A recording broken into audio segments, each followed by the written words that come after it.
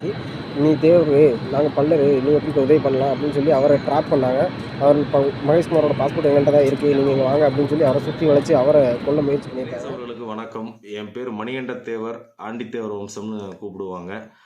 நீங்கள் குழம்ப வேண்டாம், பாண்டியர் தேடி பயணம் அப்படின்னு சொல்லிட்டு அதுக்கப்புறம் அந்த பேரை மறக்க வேணும். கொஞ்சம் மறக்காதீங்க, எப்படி கூப்பிட்டாலும் ஓகே, ஒன்றும் பிரச்சனை இல்லை. முக்கியமாக 2 சமூக இணக்கத்துக்காக நீங்கள் ஒரு விஷயம் பேசியிருந்தீங்க, என்ன செய்யலாம் அப்படின்னு சொல்லிட்டு. ஆல்ரெடி நீங்கள் சொல்ல வேணாம், ஏன்னு கேட்டீங்க அப்படின்னா ஆல்ரெடி எல்லாம் இணக்கமாக தான் இருந்துட்டுருக்கும். இங்கே பெருசாலாம் பிரச்சனைலாம் இல்லை. ஏதேதோ 1, 2 ஓடிட்டுருக்கு, அதை வச்சு ஒட்டுமொத்த சமூகத்தையும் இங்கே பிரச்சனையாக காட்டுறது வந்து ஒரு தவறான அரசியல்.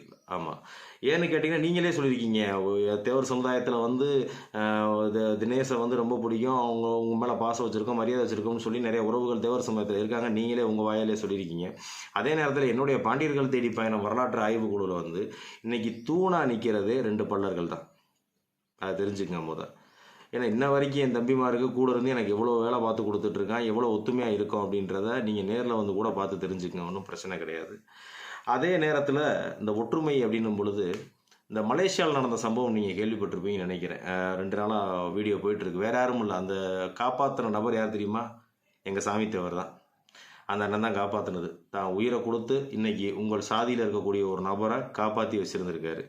அவருக்கு அந்த பல்லர் சமுதாயத்தை சேர்ந்த நண்பருக்கு பிரச்சனையை கொடுத்தது அந்த மலேசியாக்காரரும் அதே பலர் சமுதாயத்தை சேர்ந்த ஆட்களும் தான்.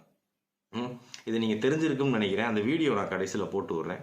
இவர் வேலைக்கு போன இடத்துல எந்த அளவுக்கு சட்ட சிக்கலை சந்திச்சார், அங்கே போய் அவங்க அம்மா பாவம் பார்த்தாலே அவங்க வீட்டில் 3 லட்சம் ரூபா வட்டிக்கு வாங்கி அனுப்பியும் திருப்பி 5 லட்சம் கேட்டு கொடுமைப்படுத்தி அதை காப்பாற்ற போன எங்கள் சாமி தேவர் அண்ணனை வந்து நீ தேவர் சமுதாயத்தை சார்ந்தவன், நீ ஏன் இங்கே வரேன்னு பிரச்சனையை உண்டு பண்ணது யாருன்றதை யோசிக்கணும். இவர் எந்த சமுதாயமாக இருந்தாலும் பரவாயில்ல, நம்ம பையன் ஒருத்தர் மாட்டிட்டு கிடக்கானேன்னு சொல்லிட்டு இவர் உயிரை கொடுத்து அந்த பையனை காப்பாற்றிட்டு வந்தார். எப்படி தான் உயிரை கொடுத்து காப்பாற்றி கூப்பிட்டு வந்திருக்காரு. இன்றைக்கி அந்த பையனே வீடியோ விட்டுருப்போம், அதை நீங்களும் பார்த்துருக்கீங்க. இன்றைக்கி அவன் உயிரோடு இருக்கிறது காரணம் அன்னை சாமி தேவர் அண்ணனே அப்படின்னு அழகாக சொல்கிறோம். அப்போ எந்த அளவுக்கு வந்து மாற்று சமூகம்லாம் பார்க்கறது இல்லைங்க, யாரும் பெருசாக அப்படிலாம் பார்க்கறது இல்லை. 1, 2 பேர் செய்கிறதுக்காக ஒட்டுமொத்த சமூகத்தையும் சொல்லி ஒரு அரசியல் நம்ம இதை பண்ண வேண்டாம். ஏன்னா ஏன் இந்த அளவுக்கு நடந்துக்கிட்டு இருக்கு அப்படின்றது எங்களுக்கும் தெரியலை. நாங்களும் யோசிச்சுட்டே தான் இருக்கோம், இது எப்படி சரி பண்ணுறது. இவன் எவனோ 2 பேர் வெட்டிட்டு சாரான், கடைசி பார்த்து 2 சமூகம்னு போயிடுது. ஆனால் இவனுங்க ஒத்துமையாக தான் சுற்றிட்டு இருக்கானுங்கன்ற மாதிரிலாம் நிறைய விஷயங்கள் நாங்கள் கேள்விப்பட்டு தான் இருக்கோம். அதே மாதிரி தான், ஏன்னா இன்னைக்கு அந்த பையன் அவங்க அம்மாவை நீங்கள் பார்த்துருப்பீங்க அந்த காணொலியில், எவ்வளோ எப்படி பாவம் ஏழ்மையான நிலைமையில் இருக்காங்க. அந்த பையனோட சூழல் கண்டிப்பாக அந்த பையனுக்கு தெரிஞ்சிருக்கும், யார் உங்கள் சமுதாயத்தை சேர்ந்த இன்னொருத்தனுக்கும் தெரிஞ்சிருக்கும்.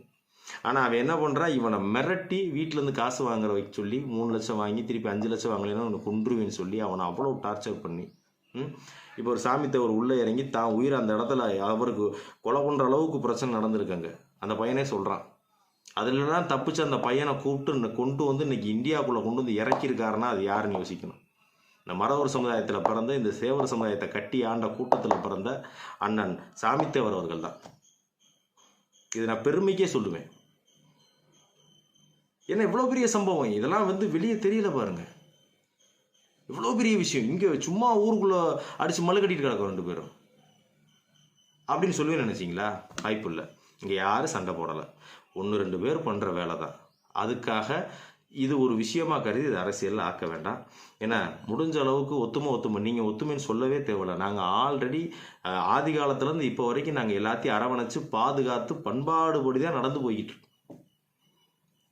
ஒரு சண்டைன்னு வந்தால் 2 பேர் பக்கமும் தான் தவறு இருக்கு. அவன் 2 பேர் சண்டை ஓடுறான்னா நீங்கள் என்னைக்கு ஒருத்தன் சண்டை ஓட்டா ஒருத்தர் வெட்டிக்கிட்டான் 2 பேருமே போகாமல் இருந்துட்டீங்கன்னா இந்த பிரச்சனை வளராது.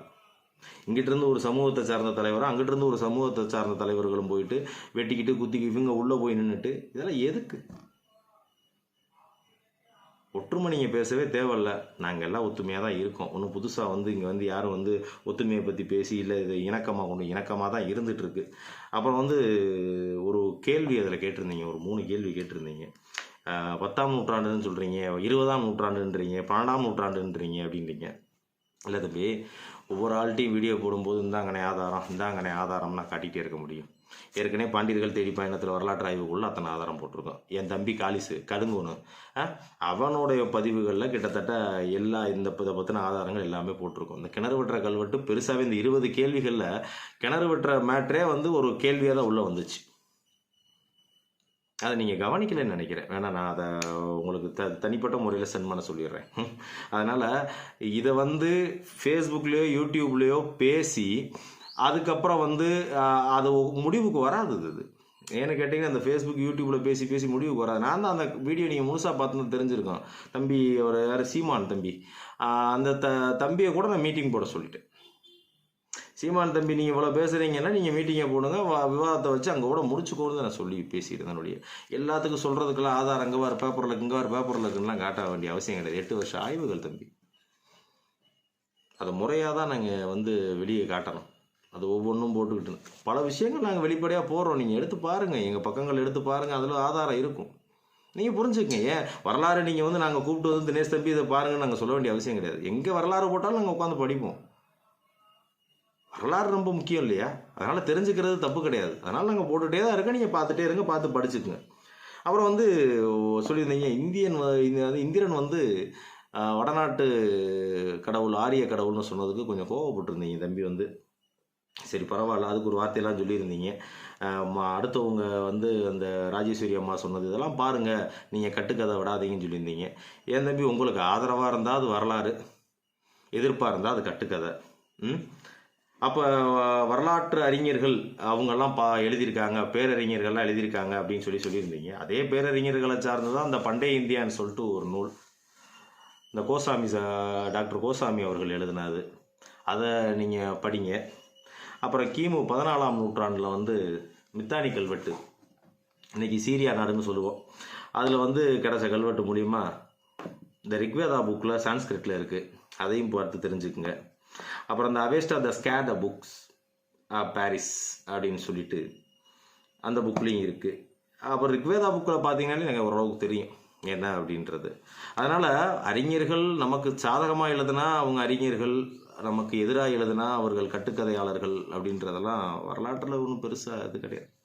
ரெண்டையுமே பார்க்கணும், 2 பக்கமும் நாணயம் மாதிரி 2 பக்கமும் பார்க்கணும், பிரச்சனை இல்லை. ஏன்னா இருக்கங்குடி பற்றி பேசியிருந்தீங்க, மஞ்சள் துண்டு போட்டு போயிட்டு இருந்தீங்க, நீங்கள் பிரச்சனை பண்ணிட்டு வந்தீங்க. ஏன் தம்பி, நான் ஒன்று கேட்குறேன், இந்த மஞ்சள் துண்டு பிரச்சனை எப்படி தம்பி வந்துச்சு? நீங்களே சொல்லுங்கள், மஞ்சள் துண்டு பிரச்சனை எப்படி வந்துச்சு? வழக்கம் போல் திருவிழா எப்பயும் நடக்குது, எல்லாம் போகுது வருது. அப்புறம் திடீர்னு இவங்க போய் அவங்க மஞ்சள் துண்டு கட்டக்கூடாது, மஞ்சள் வேஷ்டி கட்டக்கூடாதுன்னு கம்ப்ளைண்ட் கொடுத்து பிரச்சனைக்கு ஆரம்ப புள்ளி வைத்தது யார்? நீங்கள் அதுக்கப்புறம் சொன்னீங்க இவங்க யாரோ ஆளுக போனாங்க, சண்டை போட்டாங்க, கைகளை பாய்ச்சுன்னு நீங்கள் சொன்னீங்க. ஆனால் பிரச்சனைக்கு முன்னாடி புள்ளி வச்சது யாருன்றதை யோசிக்கணும். எதுக்கு இந்த கம்ப்ளைண்ட் இந்த மஞ்சள் துண்டு எதுக்கு அந்த புதுசாக அந்த கம்ப்ளைண்ட்? என்ன காரணம்?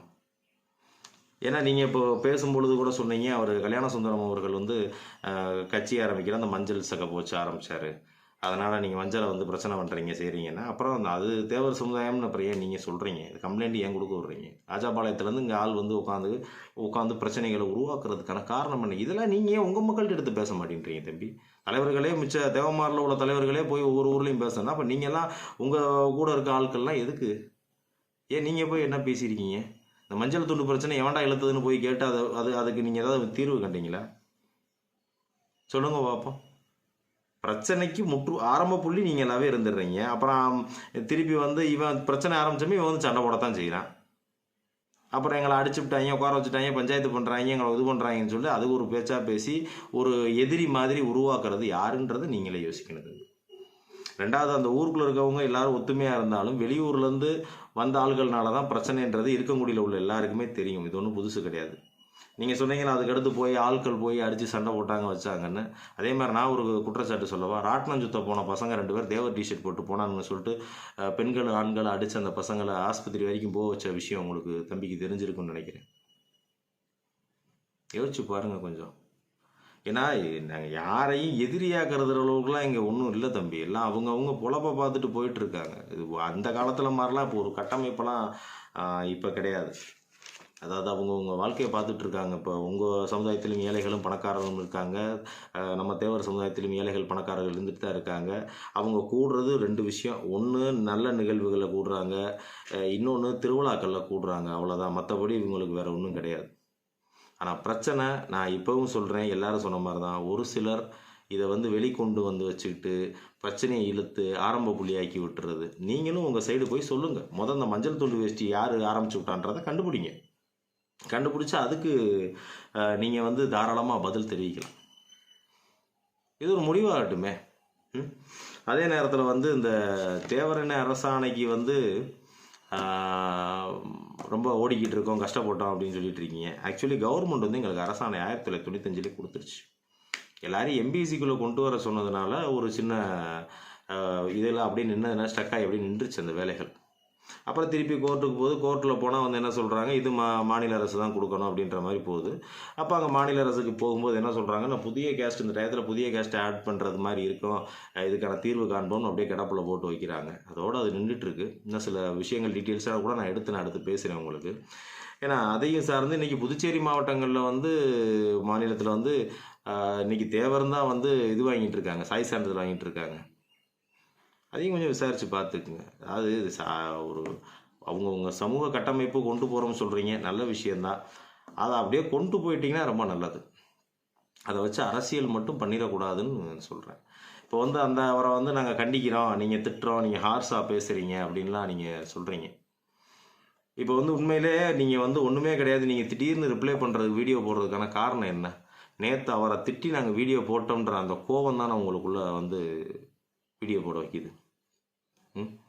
அப்போ நாங்கள் ஏன் அந்த வீடியோ நாங்கள் போட்டோம், அதுக்கான காரணம் என்னன்றதை நீங்கள் யோசிக்கணும். உங்களை மாதிரி தான் எங்களுடைய பட்டத்தை ஒருத்தர் எடுத்து போட்டுக்கிட்டாரு அப்படின்னும் பொழுது, ஏன் எங்களை மாதிரி இது இப்போ கொடிகளை கொண்டு வராங்க அப்படின்னும் பொழுது எங்கிட்ட வந்து இப்போ நீங்கள் இந்த வரையறை கேள்விகள் கேட்குறீங்க.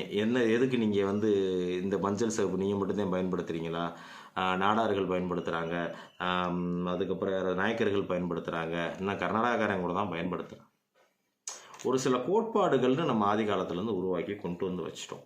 சில விஷயங்கள் அடையாள குறியீடுகள் அதே மாதிரி இப்போ அதை நாம் தமிழர் பயன்படுத்துகிறாங்க, நாம் தமிழர் இதே மாதிரியா இருக்குது. யோசிச்சு பாருங்கள், அவங்களோட டிசைன் இதெல்லாம் நீங்கள் யோசிக்கணும். இந்த மீன் சின்னம் போட்டு மஞ்சள் சிகப்பு போட்டு இது ஏற்கனவே அடிச்சிட்டாங்க. தம்பி உதயா பாண்டியன் அடிச்சிட்டார். அது ஏற்கனவே பறந்துட்டு இருக்கு எல்லார் வீட்டுகள்லையும். அப்படி இருக்கும்பொழுது அதே யோசிச்சு பாருங்க. இப்போ நான் கேட்கலாம், எனக்கு ரூல்ஸ் இருக்குது. ஏன்னு கேட்டிங்கன்னா, அந்த கொடியை டிசைன் பண்ணதே நான் தான் தம்பி. அந்த கொடியை டிசைன் பண்ணி ஏன்னா அதை வந்து சின்ன சின்ன விஷயமா அதை வளர்த்து கொண்டு வந்து இது பண்ணியிருந்தேன். அப்போ நான் கேட்கலாம் இல்லையா, ஏப்பா அதை நீங்கள் இது பண்ணுறீங்க அப்படின்னு சொல்லிட்டு. ஆனால் நான் அப்படிலாம் கேட்கல. எனக்கு மீன் கொடி பறக்கணும், எல்லா இடத்துலையும் பறக்கணும் தான் நான் ஆசைப்பட்றேன். அப்படி இருக்கும்போது நீங்கள் வந்து அதை ஒரு பெருசாக வச்சுக்கிட்டு மீன் கொடி வச்சிங்க, அந்த சிகப்பு மஞ்சள் போட்டீங்க, அப்படியே ஸ்ரீ தேவர் அப்படின்னு சேர்க்குறீங்க. ஏன் உள்ளப்பட்ட நீங்களே கடைசியில் முடிக்கும்போது அழகாக சொல்கிறீங்க, பல்லரனும் மல்லரனும் தேவேந்திர குல வேளாளர் அப்படின்னு நீங்கள் சொல்கிறீங்க. இது இல்லாத பட்டமா? இப்போ நீங்களே சொல்கிறீங்க, நாங்கள் தேவேந்திர குல வேளாளர்னு வாங்கினதுக்கு பதிலாக மல்லர்னு வாங்கியிருக்கலாம், மல்லர்கள்ன்ற ஆவணம் எங்களுக்கு நிறையா இருக்குது அப்படின்னு நீங்களே சொல்கிறீங்க. எதில் அதிக ஆவணங்கள் இருக்கோ நாங்கள் அதே வாங்கியிருக்கலாம் அப்படின்னு சொல்லி நீங்கள் சொல்கிறீங்க. உங்களை மாதிரியே தானே அந்த கருத்துக்கள் வந்து எங்களுக்கும் இருக்கும். எங்கள் பேர் இல்லை, எங்கள் பேரை எடுத்துக்கிட்டாங்க, இன்றைக்கி என் பேர் இல்லாமல் நான் தவிக்கிறேன், ஸோ எனக்கு அந்த பேர் வேணும்னு போட்டு நீங்கள் நிற்கிற மாதிரி நாங்களும் அதே மாதிரி தானே எங்கள் பேருக்கு நிற்போம். இவ்வளோ சாஃப்டாகவே நான் பேசுனது இல்லைன்னா, நீங்கள் சொன்னீங்க ரொம்ப கோபமாக பேசியிருக்கீங்க அப்படின்னு. உண்மையில அந்த கோபம் மாதிரி யாருக்கு வராமல் இருக்கும்? உங்களுக்கு கோபம் வந்து தானே நீங்கள் இந்த வீடியோவிலே நீங்கள் எவ்வளோ வார்த்தைகள் விட்டு அதை கட் பண்ணி நீங்கள் போட்டீங்க, உங்களுக்கே தெரியுதுல்ல.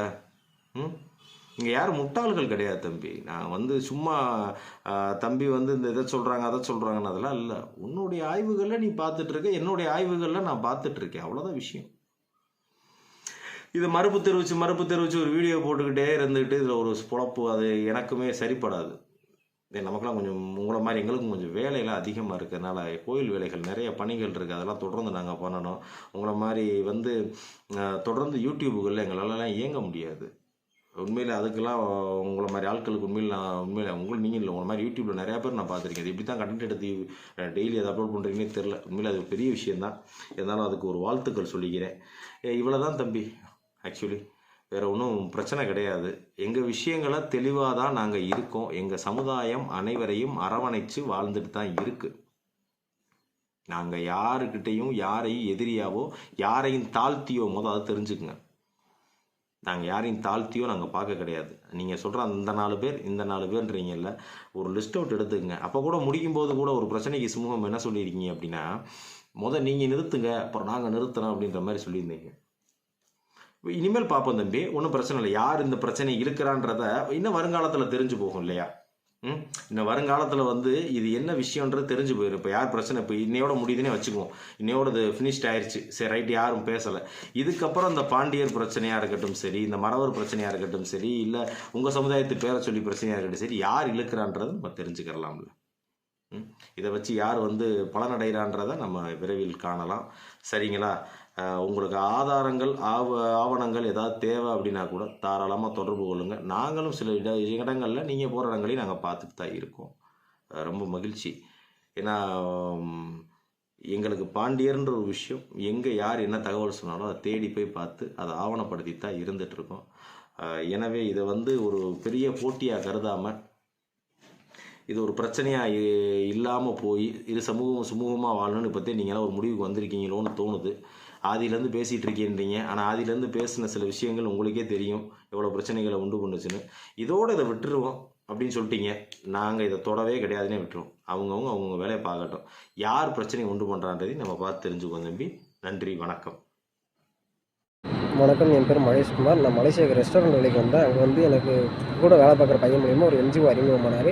அந்த என்ஜிஓ பேர் கமல்நாதன். அவர் என்கிட்ட அடிக்கடி கேட்பார், உனக்கு எதுவும் பிரச்சனை இருக்கா தம்பி, பிரச்சனை தான் சொல்லி பார்த்துக்கலாம் அப்படின்லாம் சொன்னாங்க. நானும் சொன்னேன், அண்ணா எனக்கு இந்த மாதிரி 12 மணி நேரம் வேலைன்னு சொல்லி கூப்பிட்டாங்க, 16 மணி நேரம் வேலை கொடுக்குறாங்க, கொஞ்சம் டார்ச்சராக இருக்குண்ணா, அடிக்கலாம் செய்கிறாங்கண்ணே அப்படின்னா.